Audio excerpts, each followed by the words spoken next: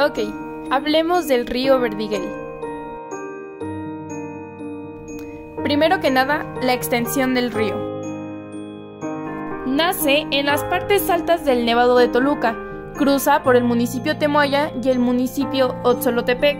Antes de llegar al centro de Toluca se une el arroyo Cano y genera un mayor cauce. Rodea toda la ciudad de Toluca hasta llegar al río Lerma. Abarca una distancia de 65 kilómetros en total.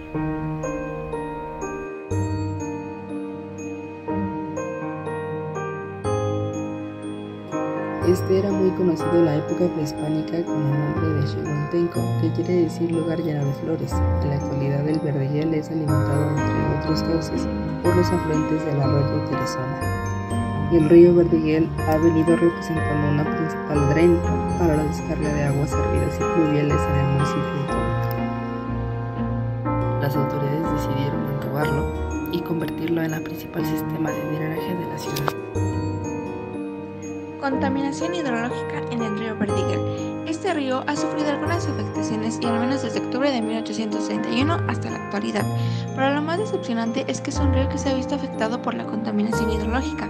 Sabemos que la mayoría de los desperdicios de los seres humanos llegan a este tipo de fuentes hidrológicas contaminándolas más rápido, ya sea por desechos orgánicos, inorgánicos, industrias, petróleo, gases, etc. Estas fuentes hidrológicas son casi imposibles de restaurarse y hacer que regresen a su estado natural. Gran parte de la contaminación del río es causa del drenaje de los municipios cercanos a este. Según datos del 2015, en Toluca el 97.2% de las viviendas disponen de drenaje, pero alrededor de 5.800 viviendas desalojaban sus aguas negras a una barranca, grieta, río o lago. Por otro lado, en total más de 11.000 viviendas descargaban sus aguas negras en sitios inadecuados para ello, causando un impacto negativo en el ecosistema y en la salud. Pero bien, ¿qué trae consigo todo esto? Esta contaminación desencadena una serie de impactos devastadores que se manifiestan en un escenario visual de pesadilla. Sus aguas oscurecidas y viciadas, a pesar de su aparente tranquilidad, son portadores de consecuencias alarmantes. La explotación desenfrenada del agua de este río conlleva el despojo de tierras, bosques y aguas de las comunidades locales. En su búsqueda del desarrollo, las autoridades han sacrificado los bienes comunes y ejidales, lo que provoca una lucha constante por el abastecimiento del agua. Pero la tragedia no para ahí. La calidad del agua es deficiente, los costos son exorbitantes y para colmo se desvía hacia hogares distantes, dejando a las fuentes originales secas y vulnerables. La contaminación del río Verdiguel no solo tiene un impacto medioambiental, sino que también socava las bases de la comunidad, desatando un torrente de problemas que claman por soluciones urgentes. Lamentablemente, en este escenario, cada gota de agua contaminada es un grito silencioso en busca de redención. Afecta más a la población que vive cerca. Han tenido pérdida de sus bosques, pérdida de sus tierras y falta de agua por su exceso de uso. Y a la población cercana le genera enfermedades por consecuencia de esta contaminación. Se ha estimado en 5 millones las defunciones anuales como consecuencia de enfermedades transmitidas por el agua. Sin duda alguna, una noticia para preocuparse, pues esto se debe a la contaminación por microorganismos. La explotación del agua ha traído como consecuencia el despojo de las tierras, bosques y aguas de los pueblos originarios. Las agudizaciones de los problemas de abastecimiento son recurrentes, lo que da origen a actos de protesta y reorganización social para la restitución de sus recursos hídricos. Esto se puede ver claramente en el siguiente video, ya que los pobladores acusan a las autoridades acerca de las malas condiciones en las que se encuentra el río y el poco compromiso de estas para hacer algo al respecto. Desgraciadamente, estas consecuencias han seguido incrementándose y no se ha hecho nada al respecto.